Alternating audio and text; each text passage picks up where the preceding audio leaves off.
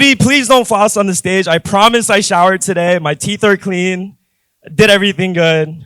You also look great. Thanks so much for being here, you guys. And of course, I had to bring the people with the biggest followings here so that I could humiliate them by calling them influencers. So, but to be honest, really the goal behind this panel is I think that whether you are an artist, a creator, starting a company, a founder, whatever, I think most people would appreciate having more eyes, more attention, more engagement on the things that they're working on, right? And I think something that all of you have done, and why I chose you for this panel, is capture that engagement and capture that attention. And so I really want to get into, not using influencer or, social media personality as a negative thing, but really looking at it as a skill set or as a toolkit that you have in order to get whatever your message is out. So I want to start by having you each introduce yourselves. We can start with Trevor and, introduce yourself however you want, but I'd also like you to answer the question of what do you think your role is in this ecosystem? What role do you play specifically in this ecosystem? Trevor, you want to start us off? Yeah. Hi, everyone. Good morning. I'm Trevor Owens. I'm the co-founder of Pizza Ninjas and also managing partner at the Bitcoin Frontier Fund. Super excited to be here, guys. Let's kick off an amazing week. Bitcoin 2024 Nashville. When I think of my role, luckily Udi does all the hard work of fighting with the laser eyes because that's extremely exhausting. So my role is to just egg Udi on to be the main character. But no, more seriously, I think of my role as I think education is probably the best marketing for any founder. So whenever I work with our founders in our portfolio, I always think that the people you want to impress upon or the people that you're marketing to are the smartest people in the room. And so that tends to be the builders, that tends to be the people who are a little bit more technical or they're builders themselves. And so education is the lowest hanging fruit. People always want to know why you're doing what you're doing, right? And so when you actually educate what the problem is, what are the technical limitations, what are the technical opportunities, I think that you can really get buy-in from people because they see the point of what you're building.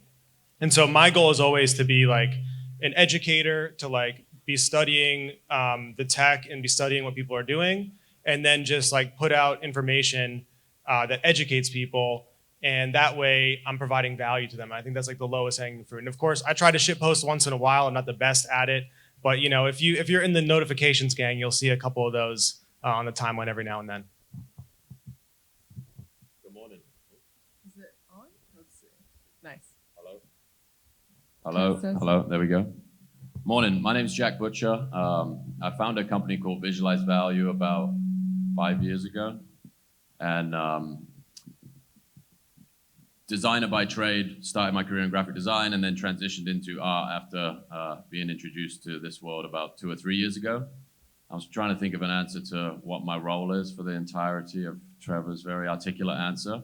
And I don't know, I think downstream of doing whatever it is I'm doing, if that can inspire more people to just mess about on the internet and try and make a living doing something they love, that would be an incredible second order effect of what I've been doing, because I've fortunately been able to do that myself. So hopefully that's happening. Morning, I'm Danny Yang, creator of On-Chain Monkey. So originally I was a technologist, and I still am, and I got into Bitcoin by starting an exchange back in 2013. That's still cooking, and I really like what Trevor said. Education is kind of a very important part, and also community building. So, I also started a Bitcoin meetup in the early days of Bitcoin, and I've been trying to get people more into Bitcoin. And Orin also has been a great tool to get people into Bitcoin. And yeah, I think my role is really building community, educating, and sharing Bitcoin.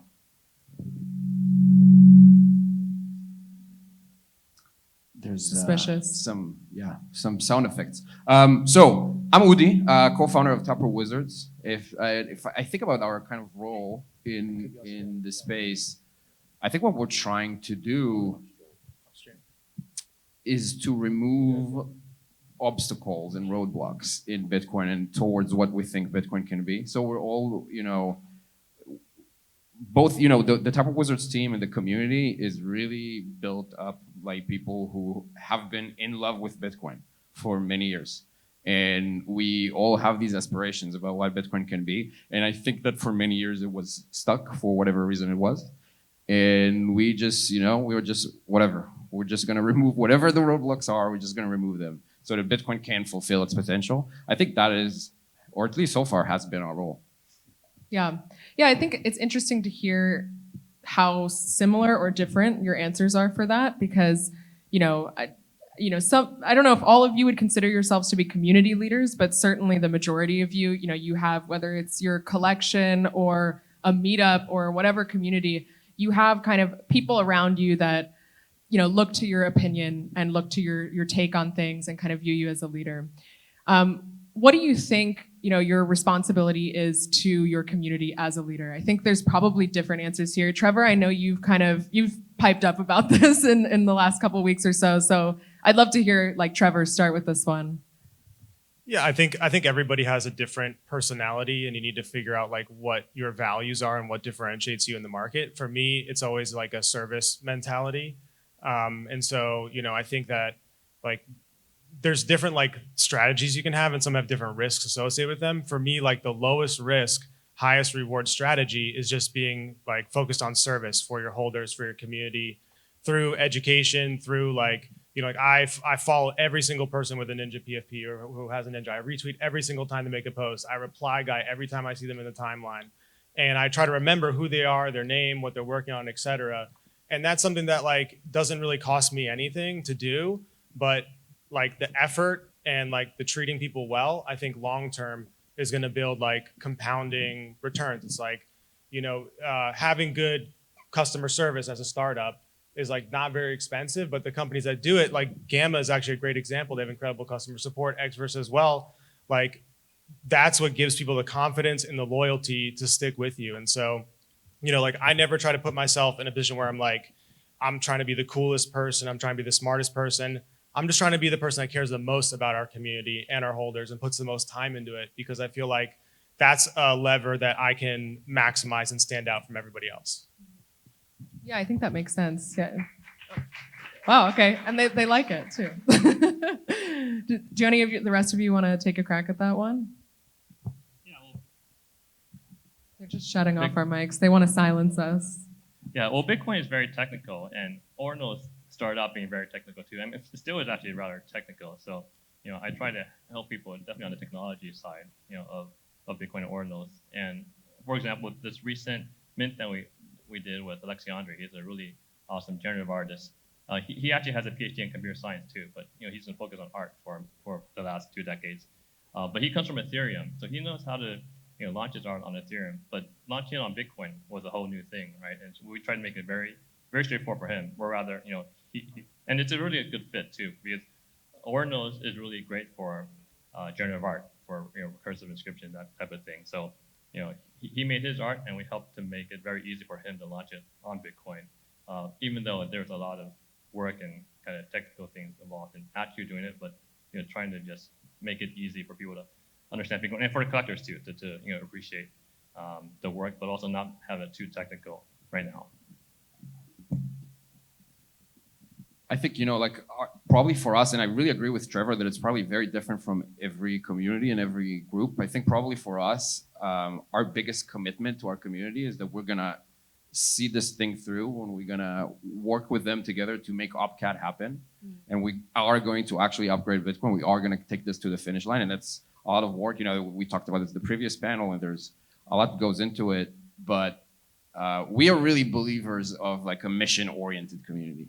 And if the community is mission-oriented, that means our biggest commitment is that we're gonna have to figure it out. Yeah. Jack, you wanna? I think the thing that is native to anything that you're building on this infrastructure is a network, right? The idea of Bitcoin as a network, and all of the layers on top of that, all the people involved in whatever it is you're building on top of that. So the idea of being transparent about your thought process and how you're approaching it is probably the most succinct way I could say that. Trying to articulate your thought process as with as much clarity as possible. So whenever I find myself not doing that in real time, the quality of the work and the feedback loop of it improving at speed almost certainly shuts off. So even Twitter as a medium where you're forced to put your thoughts into a 280 character box or whatever it might be, that forcing function of articulating why you made a decision or how you're going to approach the next thing you're doing is so native to the medium for that to be like, you cannot separate the conversation you're having on a social network with the work itself, right? These things are like all so intrinsically connected, and any attempt to separate them is kind of, they both fall apart if you take that approach. So yeah, I think that transparency, build in public, whatever you want to call it, that's been the most kind of aligning force. And then in something that does involve speculation in many cases, articulating everything you are doing and how you're approaching this is like allows people to opt in or out with the maximum amount of information you can possibly provide. So that's been my approach. Yeah, that actually leads perfectly into my next question. Because I think a lot of people, first of all, building in public, I think is absolutely like that's something that I see time and time again works. Like you're sharing with your audience as you're working on your collection, building your product, whatever it is. I think that builds a really deep relationship with the people that inevitably then go and use it or buy it or whatever it is. And I think that's like a great tip that maybe a lot of people don't think about because they think they need to do something in private and only show it when it's perfect, or they don't want someone to steal their idea or whatever it is, you know? And I think building in public and sharing throughout the process and having that be a reflex is such an important part. I think even the framing of it being part of a marketing strategy versus like you are operating on this medium, that is a requirement. That like you can't build something that resonates with a network in a basement because like the conversation is building the thing. It's not a layer on top of it with which you explain how you built it. It's actually the process of gathering feedback to make the decisions. Yeah, absolutely. And I also think, you know, there's a lot of people who, you know, they maybe look at influencers or whatever you want to call, you know, key opinion leaders. And I think it's a little bit of cope on their part. They think, okay, if I were to get that sort of attention or that following, I couldn't be true to my message. You know, that's not an authentic, I can't share my authentic message if I want to reach all these people, or especially I think for artists, it's really hard. Artists hate selling themselves, right? And I think there's something in that kind of, you know, building in public or sharing your process as you do it that has a level of authenticity that I think makes it a good model for creatives that otherwise would struggle shilling themselves, you know? And I'm curious to know really any of your thoughts. Do you think that there's a compromise that you have to make between authenticity or purity of message and engagement or getting attention? And, you know, if not, like, how do you get around that? Or if so, how do you decide which one to angle yourself towards? I think the best way to find a voice in a big sea of attention grabbing people is to actually focus on a niche. Actually, if you do find something that is very specific to you and true to yourself, and if it's unique, and if you're one of the only people doing it and you're doing it right, you actually have a much better chance than if you tried to become, I don't know, an influencer saying that Bitcoin is great. Like, we have many of those already, right? So actually, it might be better to find like your kind of true, unique angle and really double down on that. There are sometimes like, maybe I think some people maybe sometimes feel that they miss the ability to talk about other things. You know, okay, you are an influencer in whatever, and but I also want to talk about my love for dogs, and I can't. You know. Well, you can talk about that in our ecosystem. In our ecosystem, you can. So it's like, and so some people are sometimes kind of frustrated by that, I think. But it doesn't mean you're not true to yourself. I think you just have to put you need to put an image that is concise, I guess, that people can say, okay, this is what this guy is talking about, and I'm not here to talk about shoes right now. I think that no matter what you do, you're being authentic, right? Like, if you're putting yourself out there for the first time, and you know, when we work with our portfolio founders, I have a phrase that I use again, which is like you have to be tactfully and tastefully shameless as a builder. Like you have to be out there on Twitter Spaces. If you haven't done it, yeah, might look cringe at times, right? Like if you're like building that muscle, and that's still being authentic to yourself, but like you have to be out there because you're building a community, you're pushing a product, like it's your job, it's your survival too as a builder to get your things out there and in people's hands. And there's no, I think, downside to like basically failing to come across the way you want. Like, before we started the Ordinal show, like I hosted 6 months of Twitter Spaces that almost nobody came to, right? But I kept doing it again and again. And throughout my entire career, like I can tell you, like there's been so many times I was on a stage where I said something totally cringe, or I tried to do something and it didn't play out the way I wanted, and I was embarrassed by it. But like I kept coming back again and again, and I like got better, and I didn't make the same mistakes over and over again. And so I think if you're a builder in the space, if you're trying to build a following, et cetera, like you kind of just got to brute force it and try to your best to be tactful and tasteful. But you have to err on the side of going outside your comfort zone and even like looking stupid. And probably the stupider that you look like one time, like the better you're gonna look next time, because you learn and you don't make the same mistakes again. And honestly, people aren't gonna judge you probably as significantly as you think. Like actually, I love the hustle. I love to see somebody come up on a Twitter Space and just like saying the most cringe thing ever, giving a little bit of a hard time. And then, like they're always welcome, right? Like as long as you're not there just like there's certain manners, right? Like you can't just like show your product right away. Like you gotta like, yeah, hey, Udi, I really liked what you said. And by the way, at Pizza Ninjas, this is how we think about it, right? So you gotta like tastefully plug in what you're trying to do, but participate in the conversation. And like, I love the hustle. I love to see people being out there pushing something. I love to get behind that. I love to support people who are doing it because I know it's hard and I know it's like part of the process, but you have to do it. And that I respect that hustle, people putting themselves outside their comfort zone. Yeah, I mean, the hustle, people can see the hustle, right? Like passion is very clear. When someone is passionate about something, it's clear. And you don't need to be a KOL to make an impact. And in fact, no KOLs were KOLs from the start, right? Like, I don't even consider myself a KOL. And in fact, I used Twitter I looked at this just this morning because I was curious. I used it for 14 years and I had 500 followers, right? So, then when I launched On-Chain Monkey, I was kind of forced to be kind of, you could say, building in public. I didn't really build in public. I kind of built behind the scenes. But when you launch an NFT community, in fact, this was a stealth launch. But then I've been in public since OCM, and it's just I'm passionate about it and I share that, and then people follow me because of that. And I think everyone, if they're passionate about something, just do it. And then the impact you make is it'll basically your following will follow kind of how you impact the space. Yeah, I think so. The point you made, I think Trevor made it too. Basically, that everyone who has a following now spent a period of time posting for essentially no one.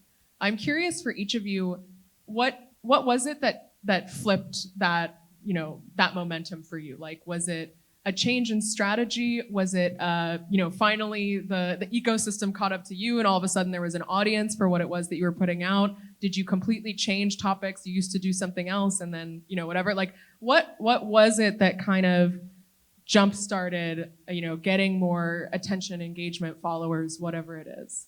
Udi, do you want to start?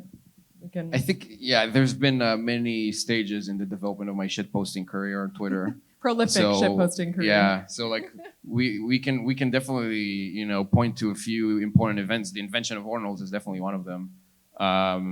But there have been many cycles. I think this isn't directly what you're asking about, but it's just something that I think is really important for people to hear. There are ups and downs, and honestly, when you start off, most people when they start off, I didn't intentionally start off to gain an audience. I just started rambling, but like, it's not fun, you post something and no one cares. It's not fun, and I get it, but you kind of have to go through it. And there's even especially something I've experienced a lot is that you're gonna have a lot of haters too, and it could be because they think you're cringe or they don't agree with you or they're whatever it is, but who's the most famous celebrity in the world, right? Like, I don't know, Taylor Swift, like who's the... Yeah, it's gotta be. So, okay, she's obviously extremely successful, extremely popular. would you say that there are more people that there are fans than people who hate her? I'm not even sure. There might be more people who hate Taylor Swift with a vengeance. They're like, so they hate the song. They're like, oh, these are shitty songs, and I hate pop music. And those concerts, why are they selling so many tickets? They're like, there might be more of those, but does it matter for Taylor Swift's success? Not at all. Like, in fact, like you could focus on that. You could be like, some people are mad at me because I said something wrong or I whatever, and they're upset. And what am I gonna do? Or you could just accept that you don't need them. It doesn't matter. If you're going for reaching an audience, you only need to reach your audience. You don't need to reach other people. You don't need to force people to agree with you. Mm-hmm. So that's something that's, I think, once people get over that hump, people tend to look at the comments and look at what, once you get over that and you understand that it's okay for people to have a different opinion, then I find for a lot of people that removes the major challenge. It's liberating. Yeah. Yeah. Yeah, you really need a thick skin. I mean, if you're a KOL or if you're sharing your opinion all the time, right? There's someone who's gonna really basically flood you to death, and that person can be very loud, and that person could be a KOL that has a larger following, follower base than you. So yeah, I mean, thick skin, but it's what Udi said. You have your audience, you cater to them. I think that on some level it has to be sustainable if nobody listens to you. In a strange way, it's like this mechanism of becoming a better communicator has to benefit you outside or will benefit you outside of Twitter or whatever platform it is you're using. And knowing that in the back of your head, my original method for gaining traction on Twitter were these visualizations that were summaries of things other people had said that I found impactful in some way. So that's how Visualize Value got started. And I was tapping in to other people's networks. So take this idea someone had articulated beautifully that really resonated with me, put a layer of visual context on top of it, put it back out, they amplify it, I get some runoff from their audience.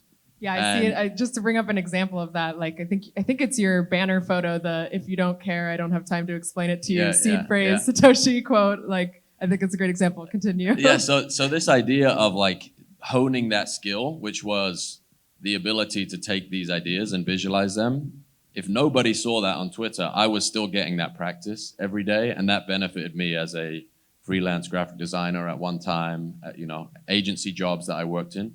So the only advice that I've ever known to give is find something that is sustainable to you, that gives you some level of satisfaction, whether or not you have an audience.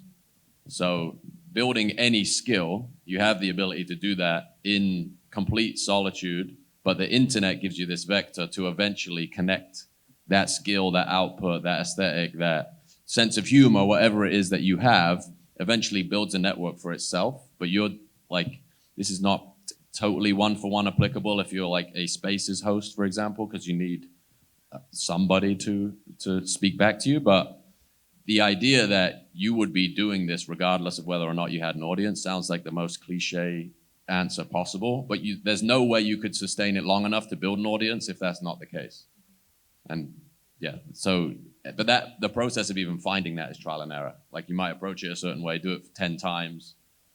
The enjoyment there's no level of intrinsic enjoyment beyond the size of the audience listening.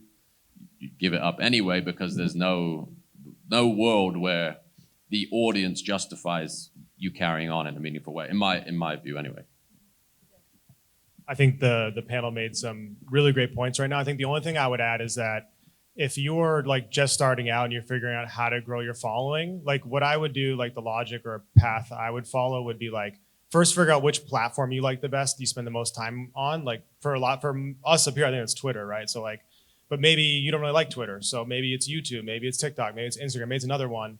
And then I think an important part of that is finding the people that you like what they put out there. Find the people that are talking about the topic or the beat, as they call in journalism, that you're interested in, and also engaging with them and sort of remixing what they're doing, as Jack said, and trying to add value, right? Distilling different people's viewpoints. And then it's about optimizing your time towards the people that are gonna recognize that you're replying to their tweets, that are going to engage with you through that medium, that you're gonna send them a DM just kind of like, hey, I like your content, and like, this is what I think, and let's connect. And then like, once you find that sort of group of people that you're engaging with and they're engaging back with you, I think that's really gonna set you up sort of to get your message out there, right? Because if you don't have a big following, like the best approach is like when you're engaging with Udi's account or Danny's account or Jack's account, and you're providing some value in terms of a new spin on things or a distillation of their content, then they're gonna be pushing you out there further. And that's sort of the pattern that you follow to sort of get, like approach it from more of a like community perspective, like finding the right area and sort of like finding who is welcoming as well, right? So there's so many people out there who have gone from like 0 to like, 100K or 60K, like within a span of a few months, especially in ordinals, but it's because they were engaging with the right people. They were showing up to the right spaces where it wasn't like the people who they were engaging with were also happy to like spread the love, so to say. So I would say, look for those communities where it's like, typically it's like a growing community, and like ordinals the first year was this like incredible growing community where the pie is growing so fast that everybody's like, like, let's just promote everybody liberally, and like people have cool ideas, let's get them out there. Like then when you found that, I think you have a pathway to really accelerate your growth. One more point I would like just to give a nod to the subject matter. This idea of proof of work as a broader concept as anybody that contributes to the internet, like somebody discovering you for the first time can instantly see the depth and breadth of contributions, artifacts, whatever it is you produce, that like the asymmetric upside on that longer term is crazy. Like you make these graphics every day, in my case, for months and months and months and months. And then on the 200th day, someone reaches out to you and say, hey, could you illustrate my book? It's like, oh, I already did all the illustrations, just send them. And then like there becomes at a certain point an inflection point where all of that groundwork you laid becomes this magnet, this network, this like set of objects that work for you perpetually. So whatever the medium, you can build a body of work, proof of work for people to fall into, and that produces all the opportunities. Yeah, later that's you guys are already answering my final question here. Let me pose it first, so then Danny, you can go for it, because I think it'll all blend together. Really, like I think what I wanted to get out of this panel is, Trevor, I think you gave a perfect answer. I think you guys have also given really nice like mindset answers to this question. But if you're someone who is maybe starting out with 0 or effectively 0, or you're an artist who wants to do a collection in this space, but you have no idea where to start. Like what is the best like just piece of advice you can give them for right now? And I think Trevor basically gave you the roadmap like not so long ago. But I think whether it's a mindset thing or something that clicked for you, or maybe it's even something that's like Twitter is boosting these types of posts these days. Like go for it. Whatever that thing is for you. What advice could you give to someone like that in the audience? Yeah, I think the proof of work creates value. So value is the key term, and we're in a very like in kind of crypto Twitter or just Bitcoin, value, everything is very financialized. But also just when you create a tweet, right, that tweet also has value, whether it's very high value or low value.